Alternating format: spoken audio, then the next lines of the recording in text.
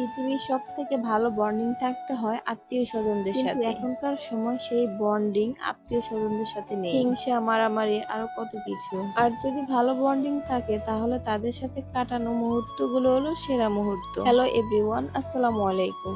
আজ অনেক বছর পর আমার এক বোনের শ্বশুর বাড়িতে আমরা সবাই মিলে যাচ্ছি। আর সবাই কম বেশি কয়েকবার গেলেও আমি আর আমার আব্বু অনেক বছর পর যাচ্ছি, মানে 7 বছর। আমার বাবা এতদিন ধরে দেশের বাইরে ছিল, এই জন্য সে 7 বছরের মধ্যে যেতে পারেনি। যাই হোক, আমরা রিক্সার জন্য সবাই দাঁড়িয়েছিলাম। শুক্রবার থাকার কারণে পুরো রাস্তাঘাট ফাঁকা ছিল, কোনো রিক্সা গাড়ি ছিল না। অনেকক্ষণ দাঁড়ানোর পর একটা রিক্সা পাওয়া গেল।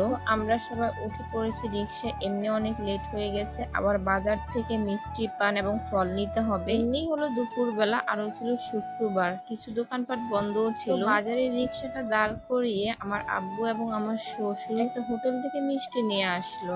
আর আমার শ্বশুর যেহেতু আমার বোনের শ্বশুর বাড়িতে প্রথম যাচ্ছে, তাহলে তো মিষ্টি লাগবেই। আমার আব্বু এবং আমার শ্বশুরের আশা দেখে আমি খুব খুশি হলাম। অনেকক্ষণ ধরে রিক্সায় বসে আছি, এখন যেতে পারবো। আসলে চলন্ত অবস্থায় রিক্সা গাড়ি সারাদিন চালালেও খারাপ লাগবে না। আর 2 মিনিটের জন্য যদি রিক্সা গাড়ি এক জায়গায় দাঁড়িয়ে থাকে তাহলে যাত্রীদের চিল্লাচিল্লি শুরু হয়ে যায়। যাই হোক, আমার আব্বু রিক্সাটা ফলের দোকানের সামনে দাঁড় করিয়ে আবার কিছু ফলও নিয়ে নিল। এইদিকে আমার বোনের শ্বশুর বাড়ির সামনের রাস্তাটা ছিল কাঁচা রাস্তা, আর কাঁচা রাস্তা দিয়ে রিক্সাটা যেতে অনেক সমস্যা হয়েছিল, এই জন্য আমরা সবাই নেমে গিয়েছি। এই তো ফাইনালি 7 বছর পর আমি আমার বোনের শ্বশুর বাড়িতে এসেছি। আর বাসায় আসার পর আমার মাউইমা মানে বোনের শাশুড়ি আমাকে পেয়ে তো অনেক খুশি। আর আমার মাউইমা আমাকে আগে থেকে অনেক বেশি ভালোবাসতো। আর আমাকে পেয়ে সে বারবার আমার আম্মুর কথা জিজ্ঞেস করতেছে কেন আসলো না আমার আম্মু। পৃথিবীর সব থেকে ভালো বন্ডিং থাকতে হয় আত্মীয় স্বজনদের সাথে। এখনকার সময় সেই বন্ডিং আত্মীয় স্বজনদের সাথে নেই। হিংসা, মারামারি আরো কত কিছু।